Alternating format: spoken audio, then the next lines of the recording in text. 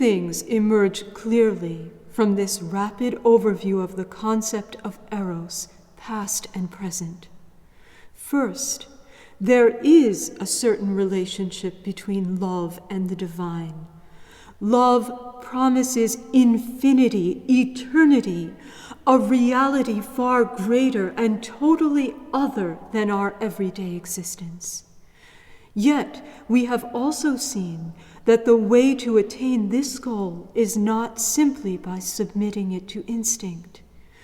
Purification and growth in maturity are called for, and these also pass through the path of renunciation. Far from rejecting or poisoning eros, they heal it and restore its true grandeur. This is due first and foremost to the fact that man is a being made up of body and soul. Man is truly himself when his body and soul are intimately united. The challenge of eros can be said to be truly overcome when this unification is achieved. Should he aspire to be pure spirit and to reject the flesh as pertaining to his animal nature alone, then spirit and body would both lose their dignity. On the other hand, should he deny the spirit and consider matter, the body, as the only reality, he would likewise lose his greatness. The epicure Gassendi used to offer Descartes the humorous greeting, "O soul," and Descartes would reply, "O flesh." Yet it is neither the spirit alone nor the body alone that loves. It is man, the person, a unified creature composed of body and soul, who loves. Only when both dimensions are truly united does man attain his full stature. Only thus is love, eros, able to mature and attain its authentic grandeur. Nowadays, Christianity of the past is often criticized as having been opposed to the body. And it is quite true that tendencies of this sort have always existed. Yet, the contemporary way of exalting the body is deceptive. Eros, reduced to pure sex, has become a commodity, a mere thing to be bought and sold, or rather, man himself becomes a commodity. This is hardly man's great yes to the body. On the contrary, he now considers his body and his sexuality as the purely material part of himself, to be used and exploited at will. Nor does he see it as an arena for the exercise of his freedom, but as a mere object that he attempts, as he pleases, to make both enjoyable and harmless. Here we are actually dealing with a debasement of the human body. No longer is it integrated into our overall existential freedom. No longer is it a vital expression of our whole being, but it is more or less relegated to the purely biological sphere. The apparent exaltation of the body can quickly turn into a hatred of bodiliness. Christian faith, on the other hand, has always considered man as a unity in duality, a reality in which spirit and matter compenetrate, and in which each is brought to a new nobility.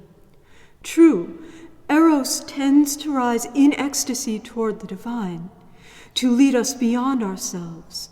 Yet, for this very reason, it calls for a path of ascent, renunciation, purification, and healing.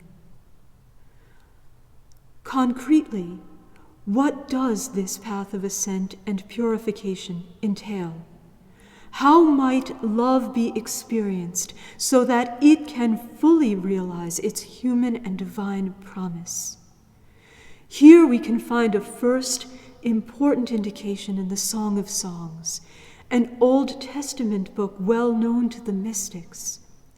According to the interpretation generally held today, the poems contained in this book were originally love songs, perhaps intended for a Jewish wedding feast and meant to exalt conjugal love. In this context, it is highly instructive to note that in the course of the book, 2 different Hebrew words are used to indicate love. First, there is the word dodim, a plural form suggesting a love that is still insecure, indeterminate, and searching. This comes to be replaced by the word ahava, which the Greek version of the Old Testament translates with the similar sounding agape, which, as we have seen, becomes the typical expression for the biblical notion of love. By contrast with an indeterminate, searching love, this word expresses the experience of a love which involves a real discovery of the other, moving beyond the selfish character that prevailed earlier. Love now becomes concern and care for the other.